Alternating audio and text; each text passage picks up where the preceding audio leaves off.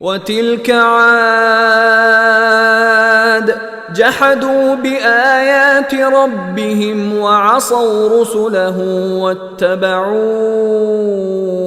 أَمْرَ كُلِّ جَبَّارٍ عَنِيدٍ۔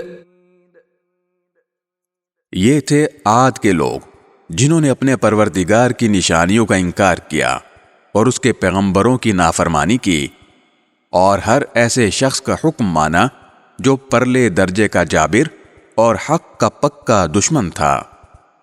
وَأُتْبِعُوا فِي هَذِهِ الدُّنْيَا لَعْنَةً وَيَوْمَ الْقِيَامَةِ أَلَا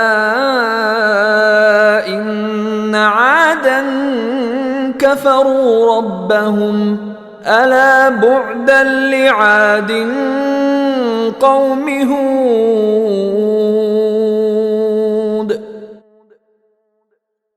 اور اس کا نتیجہ یہ ہوا کہ اس دنیا میں بھی پھٹکار ان کے پیچھے لگا دی گئی، اور قیامت کے دن بھی۔